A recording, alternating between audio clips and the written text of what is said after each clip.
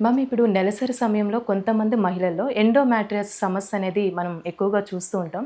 అసలు లక్షణాలు ఏ విధంగా ఉంటాయి?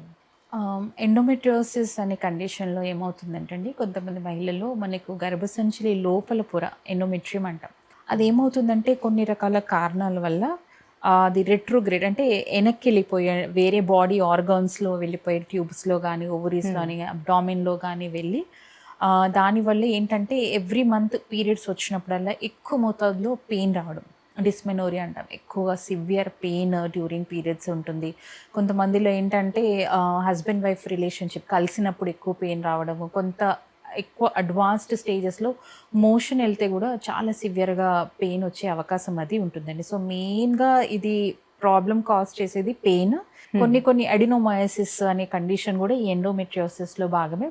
అలాంటి సందర్భాల్లో ఏంటంటే ఎక్కువ మోతాదులో బ్లీడింగ్ ఇష్యూస్, ఎక్కువ హెవీ బ్లీడింగ్ అవ్వడము విత్ పెయిన్ ఎక్కువగా ఉండడము ఇవన్నీ మనం చూస్తూ ఉంటామండి పీరియడ్స్‌లో. ఓకే. అసలు ఎందుకొస్తుంది మ్యామ్ ఈ ప్రాబ్లమ్ అనేది? సో, దీనికి చాలా రకాల కారణాలు అంటే సైంటిఫిక్‌గా చాలా రీజన్స్ అనేవి ఇవ్వబడినాయి. ఏంటి రెట్రోగ్రేడ్ థియరీ అంటారు. ఇమ్యూన్ సిస్టమ్ ప్రాబ్లము అని చెప్పేసి అంటారు. సో, చాలా జెనెటిక్ కాజెస్ కూడా ఉండొచ్చు అని చెప్పేసి ఇవన్నీ కానీ పర్టిక్యులర్‌గా ఇది రీజన్ అనేది దానికేమీ లేదండి. హుహు. అంటే ఆఫ్టర్ ప్రెగ్నెన్సీకి కూడా ఇలాంటి సమస్య వచ్చే అవకాశం ఉందా? ఉంటుందండి. ఆఫ్టర్ ప్రెగ్నెన్సీ కూడా ఈ ప్రాబ్లమ్ ఎడినోమైసిస్ అనేది యూజువల్‌గా ఏంటంటే 35, 40 ఇయర్స్ క్రాస్ అయిన తర్వాత ఎడినోమైసిస్ ప్రాబ్లమ్స్ అవి వచ్చే అవకాశం ఉంటుందండి. అంటే మ్యామ్ ఇది ఒకవేళ కన్సీవ్ అయ్యేటప్పుడు ఈ ప్రాబ్లమ్ ఏమైనా ఇష్యూ అయితదంటారా? సో, యూజువల్‌గా ఏంటంటే ఎండోమెట్రియోసిస్ సమస్య వచ్చినప్పుడు ఒక్కొక్కసారి ట్యూబ్ ట్యూబు లో ఎండోమెట్రియోసిస్ రావచ్చు, ఓవరీస్‌లో రావచ్చు, చుట్టూ ఆర్గాన్స్ గర్భసంచి చుట్టూ ఉండే ఆర్గాన్స్‌లో వచ్చే అవకాశం ఉంటుంది. ఒకవేళ ఓవరీస్ ఎఫెక్ట్ అయింది అంటే ఏంటంటే మనకి ఎగ్ రిలీజ్ అనేది సరిగ్గా ఉండకపోవచ్చు. ట్యూబ్ ఎఫెక్ట్ అయితే ట్యూబ్ కూడా డ్యామేజ్ అయ్యే అవకాశం ఉంటుంది. సో, మనకు ప్రెగ్నెన్సీ రావాలి అంటే ట్యూబ్ సరిగ్గా పనిచేయాలి, ఓవరీస్ కరెక్ట్‌గా ఎగ్స్ ఉండాలి. అనేది రిలీజ్ చేయాలి. సో, ఈ 2 సరిగ్గా పనిచేయనప్పుడు మనకి ఓవ్యులేషన్ జరగదు. ఓవ్యులేషన్ జరిగిన ట్యూబ్ డ్యామేజ్ ఉంటే ప్రెగ్నెన్సీ అనేది రాదు. సో, హ్మ్. మోస్ట్ ఆఫ్ ద టైమ్స్ ఈ ఎండోమెట్రియోసిస్ ఉన్న వాళ్ళ ఇన్‌ఫర్టిలిటీ అంటే ప్రెగ్నెన్సీ రాకపోవడం అనేది కూడా సమస్యగా మారుతుంది. అంటే ఎలా గుర్తించాలి మ్యామ్? ఒకవేళ ఈ ప్రాబ్లమ్ ఉందని మనకెలా తెలుస్తుంది? యూజువల్‌గా సింప్టమ్స్‌ని బట్టే అండి. ప్రతి ఒక్కరికి మనం ఎండోమెట్రియాసిస్ ఎవాల్యుయేషన్ అనేది చేయం. హ్మ్. లేదు ఎవరైనా మన దగ్గరకొస్తున్నారు చాలా సివియర్ పెయిన్ ఉంది పీరియడ్స్ టైంలో, లేకపోతే కలిసినప్పుడు పెయిన్ ఉంది, మోషన్‌లో పెయిన్ ఉంది, ఇన్‌ఫర్టిలిటీ సమస్య ఉన్నప్పుడు మనము ఎవాల్యుయేషన్‌తో భాగంగా స్కాన్ చేయడము, లేపోతే తర్వాత ఎగ్జామినేషన్స్ చేయడం ద్వారా మాక్సిమం మనకి ఎండోమెట్రియోసిస్ సమస్య ఉందా లేదా అనేది తెలిసిపోతుందండి. ట్రీట్మెంట్ కూడా ఎలా ఉండొచ్చంటారు మ్యామ్? ట్రీట్మెంట్ డిపెండ్స్ అండి. అది చాలా రకాల ట్రీట్మెంట్స్ ఉన్నాయి. దాంట్లో ఓన్లీ మెడికల్ ట్రీట్మెంట్ అంటే మెడిసిన్స్ ద్వారానే కొన్ని సందర్భాల్లో మనం ట్రీట్ చేయడం అనేది జరుగుతుంది. కొన్ని సందర్భాల్లో ఎండోమెట్రియోసిస్ ఎఫెక్ట్ అయ్యి ఓవరీస్‌లో సిస్ట్‌లు ఫార్మ్ అయ్యే అవకాశం ఉంది. ఎండోమెట్రియోటిక్ సిస్ట్‌లు అంటాం. హ్మ్. సో, అలాంటి సందర్భంలో సర్జికల్‌గానే ట్రీట్మెంట్ ఇచ్చే అవకాశం ఉంటుంది. ఒక్కొక్కసారి ట్యూబ్స్, ఓవరీస్ అంతా డ్యామేజ్ అయిపోయి ప్రెగ్నెన్సీస్ రాలేదనుకోండి. హ్మ్.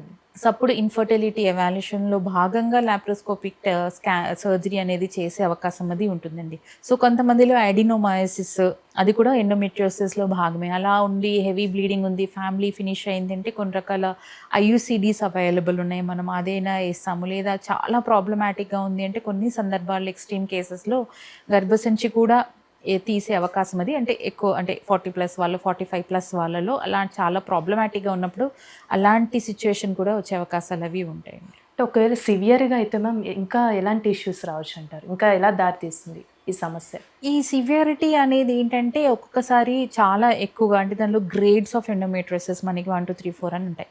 సో, హ్మ్. అది ఎక్కువగా అవుతున్న కొద్దీ ఏంటంటే సరౌండింగ్ ఆర్గాన్స్‌ని కూడా డ్యామేజ్ చేస్తుంది.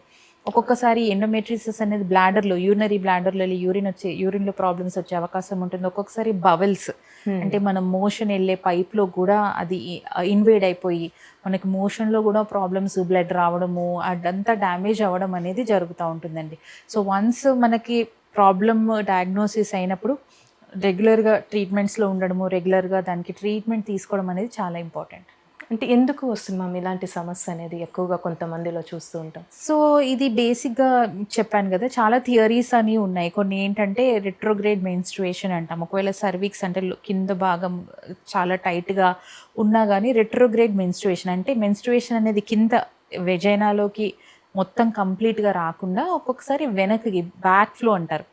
సో కిందకి రాకుండా బ్యాక్ ట్యూబ్స్ నుంచి బయటికి వెళ్ళి అబ్డామినల్ క్యావిటీలో వెళ్ళడం వల్లను కొన్ని ఇమ్యూన్ థియరీస్ అంటే దాంట్లో ఏమైనా మనకి ప్రాబ్లమ్స్ ఉంటే కూడా ఇలాంటివి వచ్చే సందర్భాలు కొన్ని జెనెటిక్ ఫ్యామిలీస్లో కూడా ఎండోమెట్రియోసిస్ రన్ అయ్యే అవకాశం అది ఉంటుంది. అంటే ఫ్యామిలీలో కూడా జీన్స్ ఫ్యామిలీ హిస్టరీ ఉంటే కూడా ఎండోమెట్రియోసిస్ సమస్య వచ్చే అవకాశం ఉంది. అంటే లైఫ్ స్టైల్ కూడా ఎలా ఉండారు మ్యామ్? మరి ఒకవేళ ఈ సమస్యతో ఉన్న వాళ్ళకి ఎలా ఉండాలంటారు? లైఫ్ స్టైల్ అంటే ఎక్కువగా డిఫరెన్స్ అంటే ఏం లేదు. గుడ్ డైట్ తీసుకోవడము, ఫిజికల్ యాక్టివిటీ, ఎక్సర్సైజెస్ చేయడము. యంగ్ గర్ల్స్లో మనం మాట్లాడుకున్నాం డిస్మెనోరియా, అలా డిస్మెనోరియా ఉంది, ప్రాబ్లం ఉంది అంటే మాత్రం దానికి కరెక్ట్గా ట్రీట్మెంట్ తీసుకోవడము, ఎక్సర్సైజెస్ ద్వారా, యోగా కానీ సింపుల్ ఎక్సర్సైజెస్ ద్వారా కానీ ఇవన్నీ పద్ధతుల ద్వారా చాలా వరకు ప్రాబ్లమ్స్ అనేవి మనం సాల్వ్ చేయొచ్చు. కానీ ఇలా ఒకసారి ఉంది అంటే మాత్రం రెగ్యులర్ విజిట్స్లో ఉండడము, దానికి ట్రీట్మెంట్ తీసుకోవడం అనేది చాలా అవసరం.